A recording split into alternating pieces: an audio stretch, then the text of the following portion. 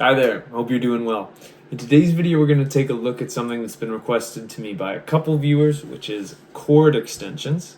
So in this video today we're going to learn what chord extensions are, some of the most common ones, and we're going to look at how to actually use them in your playing. So, what is a chord extension?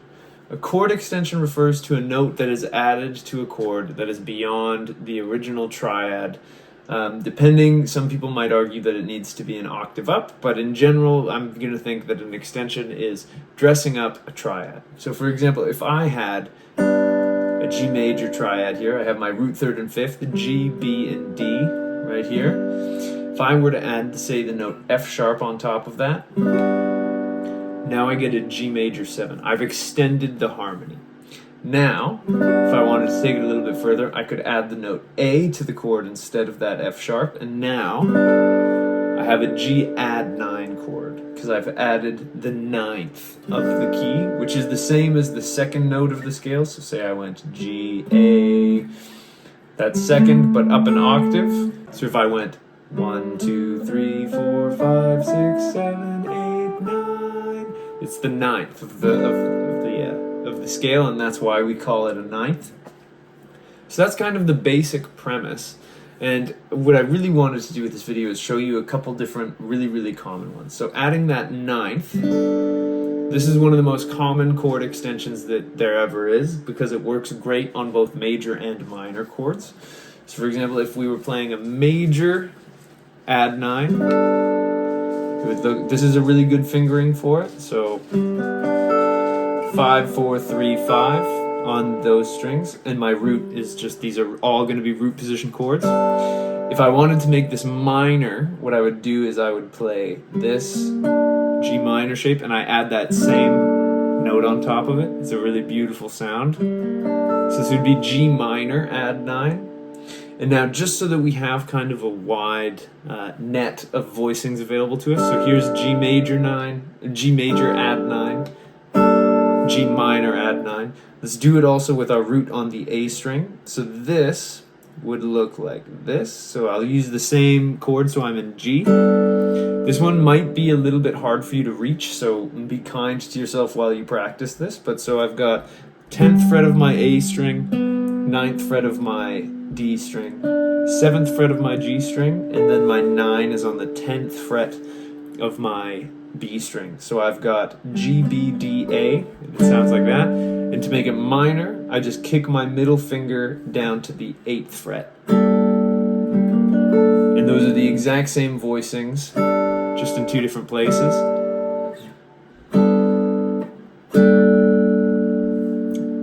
So there's those.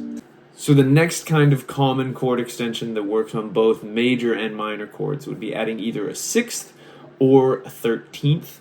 The same way that a second becomes a 9th, a 6th can become a 13th. So if I started in my G major scale and I went 1, 2, 3, 4, 5, 6, my 6th is E. And if I went 6, 7, 8, 9, 10, 11, 12, 13, that 13th is the same note as my 6th, just an octave up.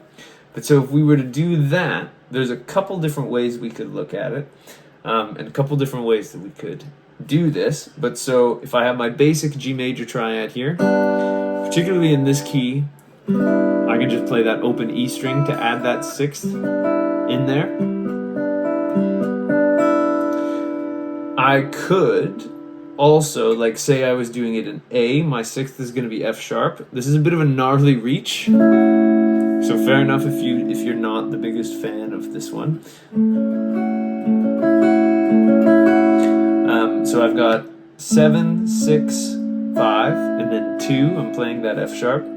Another really good way to do this chord would be if we take our 5th E and put it down at the bottom. We could do this instead. So this is also an A.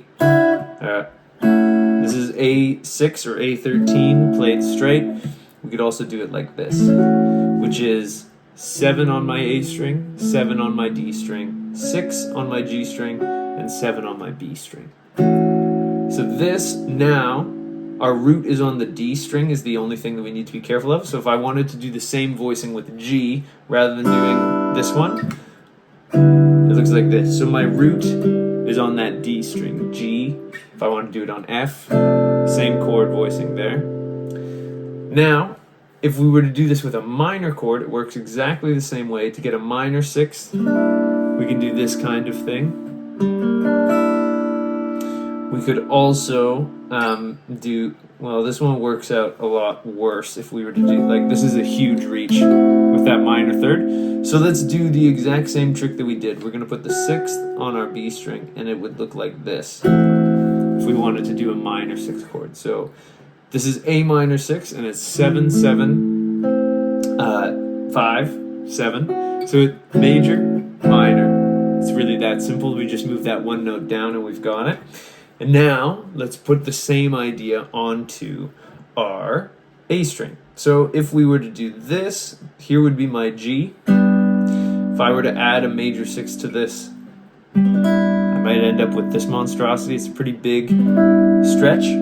So what I might be inclined to do instead would be to do what we did last time, where we put the fifth in the bass, and here I get this. So that's D, G, B, E is my sixth. It's there. And then if I wanted to make it minor, this one I don't even know if I can. Oh no, I can pull it off. It's not a particularly nice one to pull off, but say I did this G minor 6 voicing like this. If I do the same thing, put my sixth there instead, I can end up with this. So it's the same idea, where I've got my fifth on the bass, my root is now on the A string is the one thing I need to be careful of, and that gives me some nice sounds there. So another really common extension would be adding the sharp 11. This is typically added to major chords, and the most common way that we would do this is we'd actually just take the fifth in our triad and move it down a fret. So this is the sharp 11 or sharp 4. This gives us a Lydian kind of sound. Really nice sound to kind of get into. And with all of that said, those are some really common extensions, and hopefully that helps you kind of understand how they're working, and it gave you some examples on the fretboard. And then when you're working on these extensions, the best thing that I can do is recommend using them in songs that you're learning. So say you're playing a song that's, in maybe the key of C, and we go C, F, G. See if we get,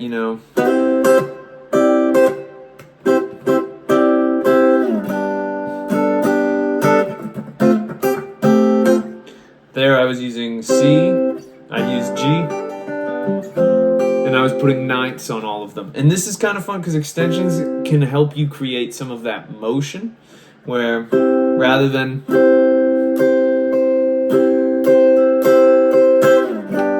it's a lot more interesting.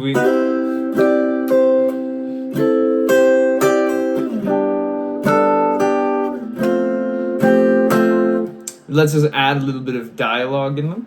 And then the other thing that you can look for is, say for example we had a there I was going G to F.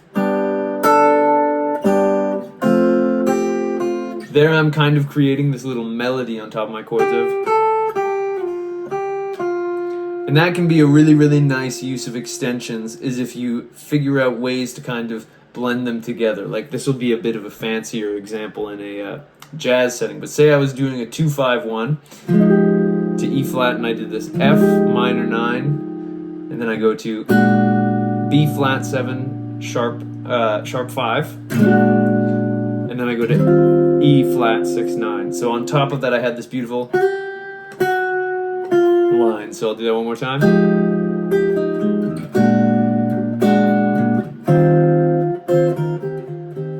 And so really, the best thing that I can recommend is that you just spend some time messing around with these, experimenting with what results you get out of them.